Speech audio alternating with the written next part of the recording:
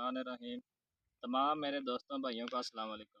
सबसे पहले आज मैं अपना तारुफ़ करावांगा। मेरा नाम अफ़ज़ल अरसलान है और मुझे इस फील्ड में आए हुए तकरीबन ज़मींदारी में 9-10 साल हो चुके हैं। आज से 3-4 दिन पहले हमने एक वीडियो बनाई थी गंदम के ऊपर।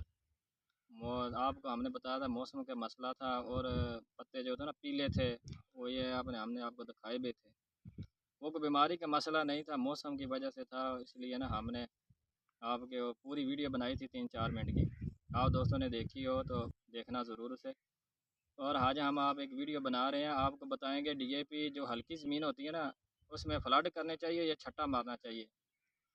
छट्टे का भी आपको रिज़ल्ट दिखाएंगे और जो हमने फ्लड की है ना, उसका भी हम आपको रिज़ल्ट दिखाएंगे कणक का।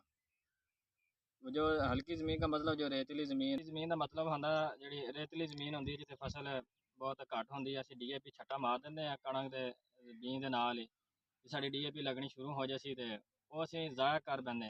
डीएपी वो लगती नहीं, वो ज़ाया हो जाती है। असल जो हल्की ज़मीन होंदी है ना, उहदे छट्टा नहीं मारना चाहिए और फ्लड करनी चाहिए है।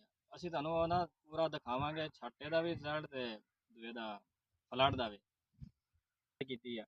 आ फ्लड वाले तुसीं देख सकते हैं मेरे कैमरे के पिछे। भाई मेरा दिखाऊगा तुहानूं आ जिसी फ्लड का की हुई है। माशाल्लाह अच्छी कणक आ। सही तरह से अगर हमारा कैमरा इसे दिखा सकता है तो फिर हम आपको दिखाएंगे दूसरी भी जिसमें छट्टा किया हुआ है।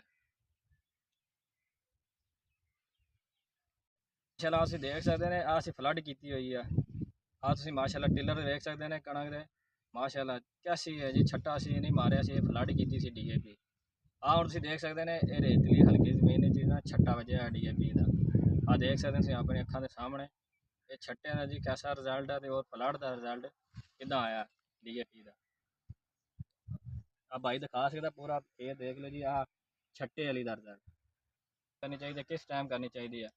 ਅਸੀਂ ਵੇਖਿਆ ਅਕਸਰ ਲੋਕਾਂ ਨੇ ਨਾ ਧੁੰਦ ਦੇ ਵਿੱਚ ਮੌਸਮ ਸਾਫ਼ ਨਹੀਂ ਸੀ, ਸਪਰੇਆਂ ਗੰਦ ਵਾਲੀਆਂ ਕਰ ਛੜੀਆਂ ਤੇ ਉਹਨਾਂ ਦਾ ਰਿਜ਼ਲਟ ਸਹੀ ਨਹੀਂ ਆਇਆ ਤੇ ਦੁਬਾਰਾ ਗੰਦ ਉਸੇ ਤਰ੍ਹਾਂ ਹੋ ਗਿਆ ਵਾ। ਤੇ ਅਸੀਂ ਅੱਜ ਕਰਨ ਲੱਗੇ ਆ ਮੌਸਮ ਅਸਲ ਇਸ ਤਰ੍ਹਾਂ ਦਾ ਹੋਣਾ ਚਾਹੀਦਾ, ਧੁੱਪ ਹੋਣੀ ਚਾਹੀਦੀ ਹੈ ਤੇ ਸਪਰੇ ਕਰਨਾ ਚਾਹੀਦਾ, ਅੱਛਾ ਰਿਜ਼ਲਟ ਆਉਂਦਾ ਵਾ और जल्दी रिजल्ट आ जाता। जो धुंद च होंदा स्प्रे का रिजल्ट भी सही नहीं होंदा, वो तकरीबन 20-25 दिन लग जाते हैं।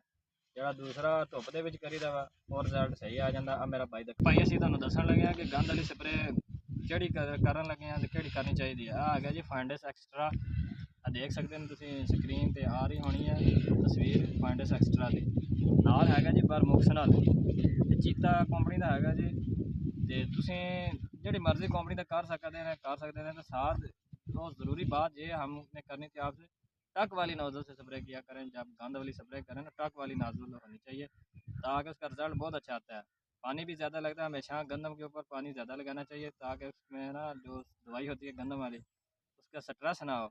टाक वाली नोज़ल इस्तेमाल करें ताकि आपको अच्छा रिजल्ट मिले।